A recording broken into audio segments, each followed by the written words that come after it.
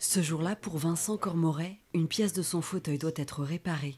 Tétraplégique depuis 12 ans suite à un accident, cet ancien agriculteur est entièrement dépendant de son fauteuil électrique, dirigé à l'aide de son menton. À partir d'une imprimante 3D, l'équipe du Human Lab de Nantes a conçu des rehausseurs pour ses accoudoirs et des palettes qui portent ses pieds.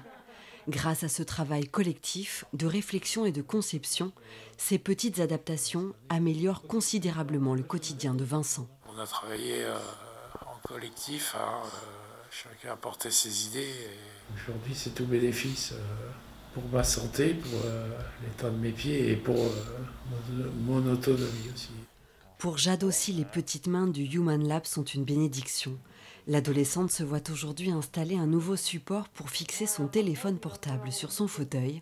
Avec sa maman, elle coordonne les derniers réglages. Cet autre bras qui tient aussi son téléphone, il permet à Jade, quand elle est dans son lit, du coup, c'est accroché à un des barreaux du lit. Et ça permet qu'elle puisse utiliser son téléphone justement sans avoir à le tenir, il est direct au bon endroit. On a rajouté une pièce qui vient bloquer pour être sûr que quelles que soient les manipulations que Jade fait sur le téléphone, il ne tourne pas sur lui-même, le téléphone ne bouge pas. Lancé en 2018 grâce à un financement participatif, le Human Lab de Nantes, géré par l'APAGE, l'association pour adultes et jeunes handicapés de Loire-Atlantique, est ouvert à tous, moyennant une adhésion de 5 € par an. Ici, l'équipe de bénévoles conçoit des prototypes à partir des demandes des personnes en situation de handicap. Tout est parti d'un constat. Les professionnels comme les personnes en situation de handicap, sur le marché, en fait, ce qui se passe, c'est que les objets, tout est vraiment onéreux, très très cher. Par exemple, un contacteur pour faire du on-off, sur le marché, ça coûte une 50aine d'euros. Nous, au Human Lab, on arrive à créer des pièces vraiment sur mesure pour un coût vraiment moindre.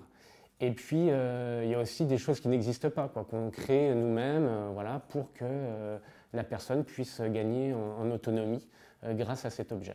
La philosophie du Human Lab, c'est aussi l'open source, rendre accessible à tous et partout dans le monde ce qui est ici créé, modélisé, parfois en pièces uniques, comme cette imprimante braille sur laquelle travaille Lucas Royer, ingénieur bénévole. On a une demande d'un habitant de Royan qui est complètement aveugle, qui tout simplement aimerait un plan pour utiliser les transports en commun. Donc ça paraît bête, mais en fait quand on est aveugle, tout est plus difficile, surtout la lecture de plans. Et l'idée, ce serait justement d'utiliser notre imprimante braille pour tracer les lignes, qu'il ait un vrai plan et qu'il puisse se dire « Ok, je veux aller à la poste en bus, ça ne me prend pas 3 heures, j'ai pas besoin de demander à quelqu'un, je lis le plan et entre guillemets, comme une personne valide, je peux aller d'un point A à un point B facilement. » Tous ces travaux de conception et de modélisation 3D sont de véritables petites victoires qui permettent aux personnes en situation de handicap de gagner en autonomie.